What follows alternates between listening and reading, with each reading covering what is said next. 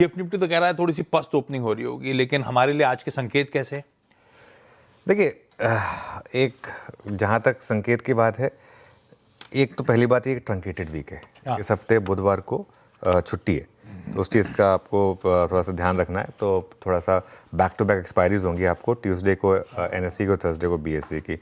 आज कुछ बड़े नंबर्स आने हैं आशीष, जिसमें भारती एयरटेल है, टाइटन है, टाटा कंज्यूमर है, पावर ग्रिड है और अंबुजा सीमेंट है। इसमें ये इंपॉर्टेंट नंबर्स हैं। इसके अलावा अक्टूबर में जो ऑटो सेल्स आई उसका एक रिएक्शन होगा आज। एक्सपेक्टेड था कि ये जो अक्टूबर की ऑटो सेल्स होंगी ये अच्छी होंगी। तो आप देखिए, फेस्टिव डिमांड और जीएसटी कट, इसका एक इम्पैक्ट देखने को मिला।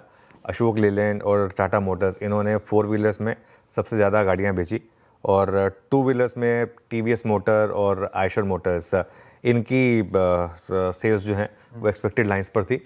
बट ये एक्सपेक्टेड था। अब देखते हैं कि नवंबर के जो सेल्स हैं वो किस तरीके की रहेंगी, तो इसके लिए ये एक इम्पॉर्टेंट था मेरे ख्याल से। लेकिन इस समय जो मार्केट का अनफॉर्चुनेटली सबसे बड़ा क्यों है, वो थोड़ा सा टेक्निकल इन नेचर बन चुका है, वो है एफआई की सेलिंग।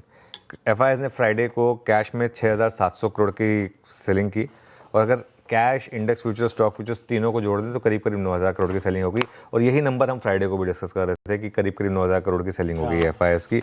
तो बैक टू बैक 2 दिन एफआईएस की ताबड़तोड़ डायरेक्शनल सेलिंग रही है। इसको आप इग्नोर नहीं कर सकते हैं, ये फैक्ट है। और इसीलिए मैं एक चीज़ कहूँ, हमने एफआईएस की जो शॉर्ट पोजीशन है ये भी देखें अगर आप, तो वापस 84% तक पहुंची है। अब ये क्या हो रहा है, मार्केट को क्या एक रिस्क लग रहा है कि ये ट्रेड डील वाला मामला जो है वो लंबा फंसने का रिस्क बन रहा है? क्या ये सेकंड हाफ की जो अर्निंग्स है उससे पहले की पोजीशनिंग है? क्योंकि फर्स्ट हाफ हमारे लिए हमेशा अच्छा रहता है, सेकंड हाफ हमारे लिए ख़राब होता है अर्निंग सीजन का। या फिर मैं इसमें एक और चीज़ जोड़ूं, जो मैं आज सुबह आपकी कमेंट्री सुन रहा था, उससे मैंने थोड़ा सा इसमें सोचा, क्या ये बिहार इलेक्शन से पहले की नर्वसनेस है? मतलब कुछ भी है लेकिन नर्वसनेस तो है। और ट्रेंड तो बिगड़ा है बाज़ार का पिछले 2 से 3 दिन में, अगर आप देखें तो बाज़ार का ट्रेंड बिगड़ा ज़रूर है। तो इस हिसाब से बाज़ार के लिए जो अगले 2 या 3 हफ्ते हैं, ये बेसिकली मेक और ब्रेक हफ्ते साबित होने वाले हैं। अगर निफ्टी ने 25,550 से 25,600 बचा लिया तो अप ट्रेंड इंटैक्ट है। जो शुरू से लॉन्ग है उनको दिक्कत नहीं है, जो स्विंग लॉन्ग्स थे वो उनका अब तक स्टॉप लॉस लग चुका होगा।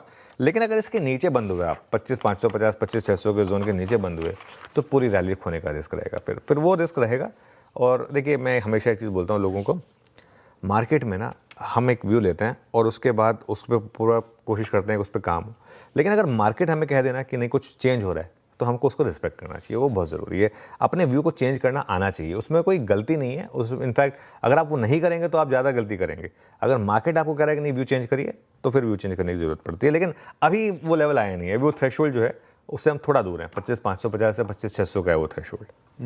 सही बात है, मार्केट सुप्रीम है, कुछ कह रहा है तो सुनिए, अड़िए मत।